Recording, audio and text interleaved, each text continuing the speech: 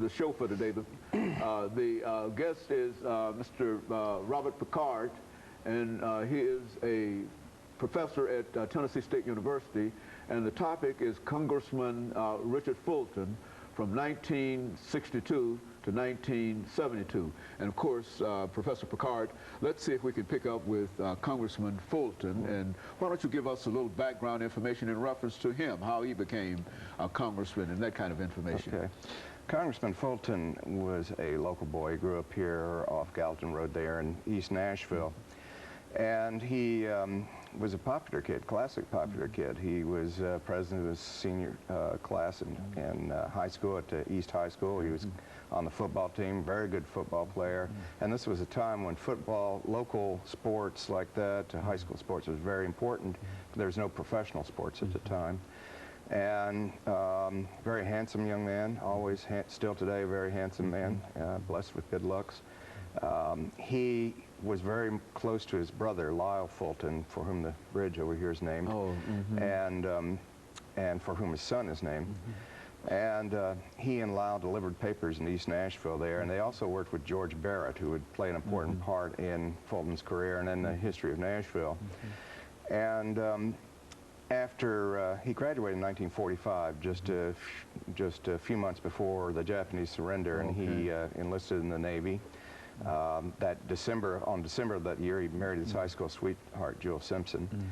After a year in the Navy, he was discharged honorably. He turned down a GI Bill to go to take a football scholarship to UT. He did not graduate. He spent a year there and decided to come home. He had a child and probably another one on the way by the time he had 5 children. And he came back and went into business with his brother Lyle. They had, I think, more than one store, maybe 2, 3 stores in East Nashville. One at first, variety store, you know, kind of like, you know, the dollar store or something like that, like we'd have today. And he was also a realtor. And his brother was asked by Governor Frank Clement in 1954 to run for the state senate.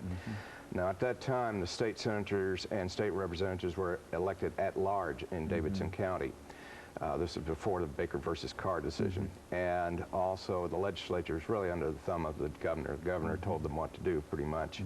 Governor Clement asked Lyle to run. Lyle was 31 years old at the time. He ran. He won the Democratic nomination, which, of course, meant that he would be elected in this county.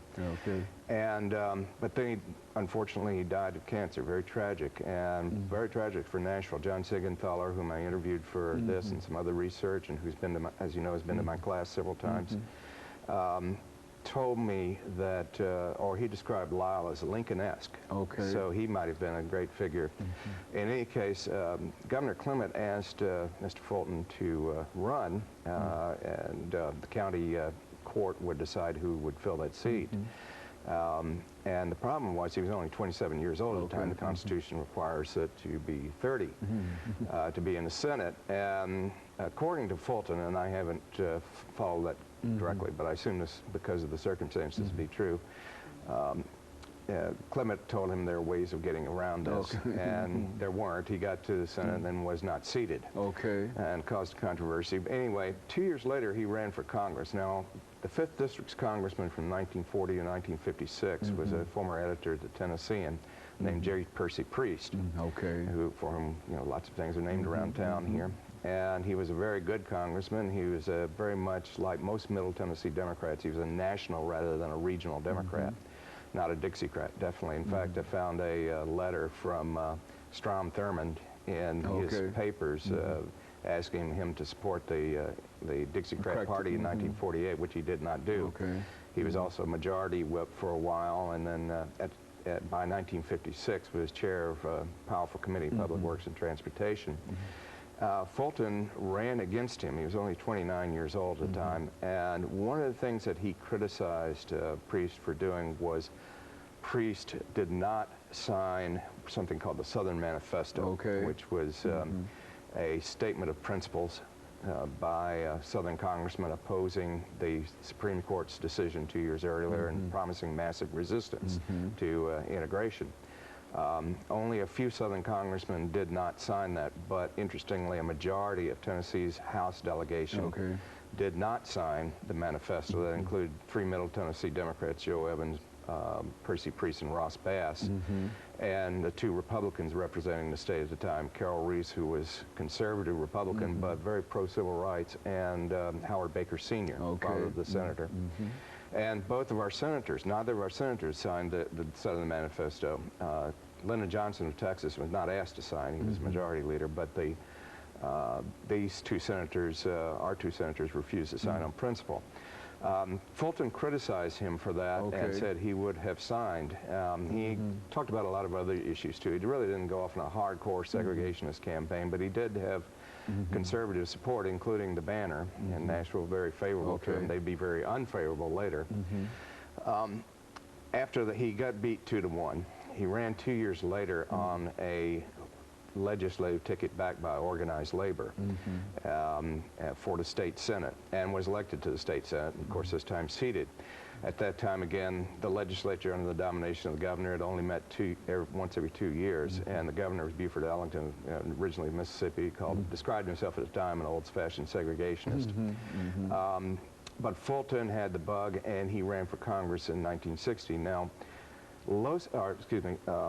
Percy Priest had died in the fall of 1956. He had a heart attack on just days before the election. And the Democratic Executive Committee would decide who the nominee was and therefore the winner. So they met, and the county's political factions at the time, one headed by Beverly Briley, the other by Mayor Ben West, fought each other. And the eventual winner was the District Attorney General, Carlton Loesser, who was 64 years old at the time. According to George Barrett, he claimed to be a friend of organized labor, but wasn't. Barrett says that that Loesser was in fact discourteous to them. So organized labor backed Fulton in 1960. Interestingly, some of the black, there were several black political factions in town at the time, and they united behind Fulton. Now, one person who didn't understand this was Mansfield Douglas, the late Mansfield Douglas, whom I interviewed.